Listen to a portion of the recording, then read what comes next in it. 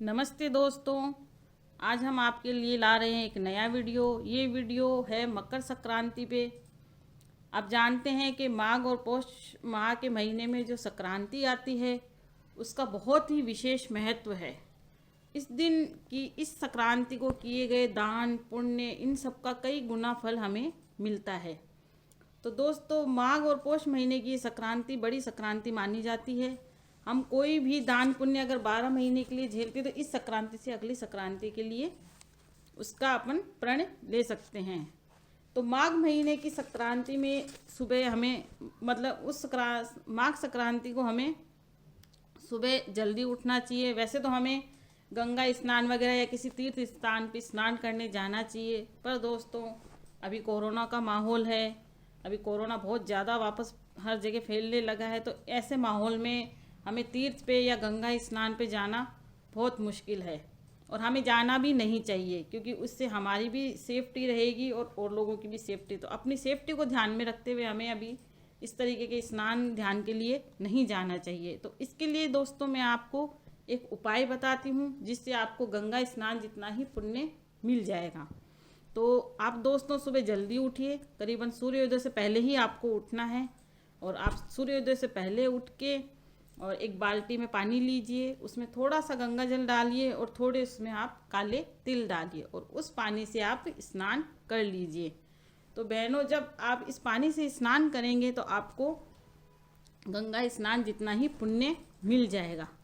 मल मास की संक्रांति को हमें हर किसी के लिए दान पुण्य करना चाहिए और हमारे बड़ों के लिए भी हमें आदर सम्मान करना चाहिए।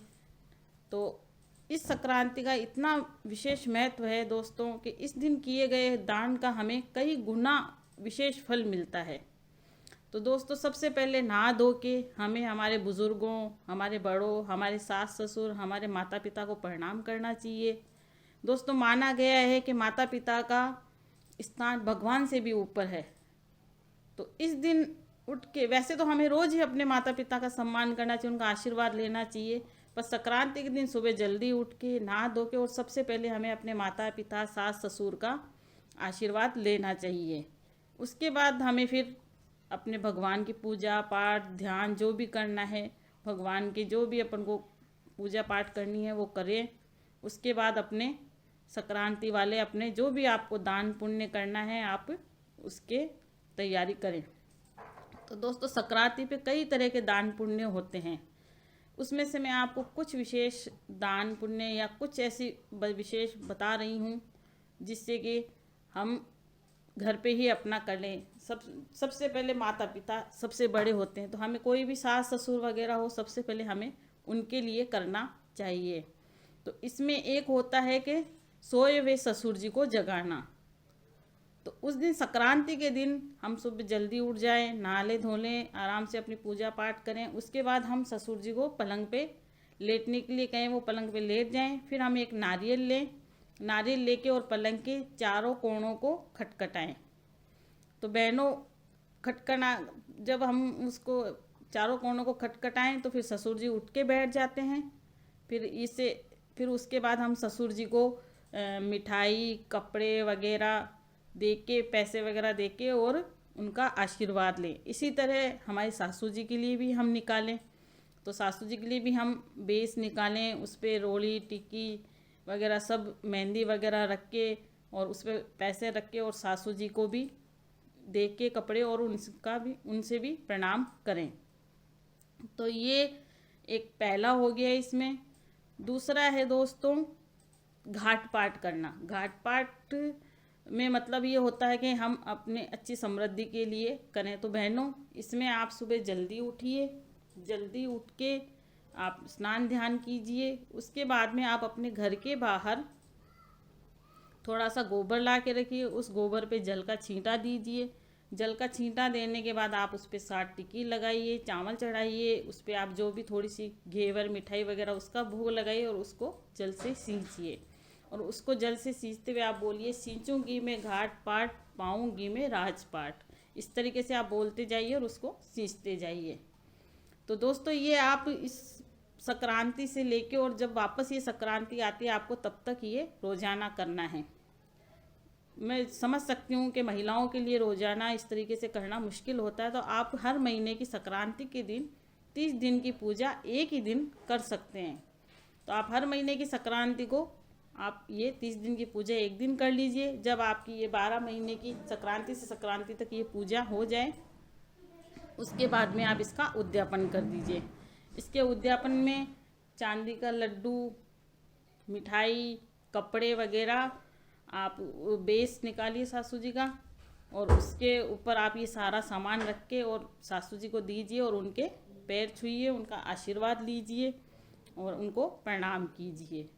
इसी तरह से हमारी ननद, हमारे घर में बहन बेटी ननद का हम विशेष आदर सम्मान होता है और विशेष महत्व होता है। यूँ कहते हैं बहन बेटी तो अगर आपके द्वार पे आके खड़ी हो जाती है तो आपका भाग्य उदय हो जाता है। तो हमारे घर में बहन बेटियों का बहुत ही विशेष महत्व होता है। तो आप अपनी ननद को अपने घर बुलाइए, उन्हें खाना खिलाइए और खाना खिला के आप ननद नंदोई को कपड़े दीजिए, उस पर सारा सामान रखिए, मिठाई दीजिए और उनको चावल वगैरह, अच्छा आप ननद को चावल ज़रूर दीजिए दान में, ताकि चावल कहते हैं संक्रांति के दिन दाल और चावल का दान देना विशेष महत्व में माना जाता है। तो आप ननद को दाल चावल वगैरह सारा सामान दीजिए। उसके बाद होता है कि ठाकुर जी के पट खुलाना।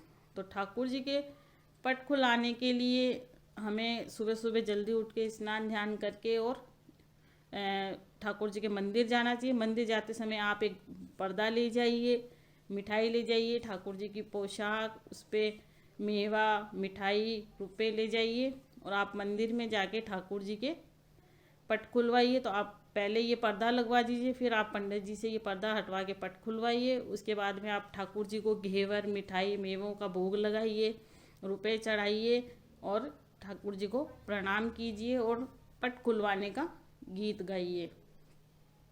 तो इस तरीके से ठाकुर जी के पट खुलाने का भी होता है।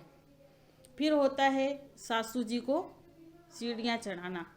तो इसमें जैसे आप सासू जी सीढ़ियाँ चढ़ती जाती हैं और उस पर आप पैसे रखते जाइए और सासू जी उठाते जाएंगे और फिर बाद में आप उन्हें सीढ़ियाँ चढ़ाते जाइए, पैसे रखते सासू जी लेते जाएंगे और लास्ट में फिर आप सासू जी को पैसे दे के, कपड़े दे के और उनके पैर छू के उनका आशीर्वाद लीजिए।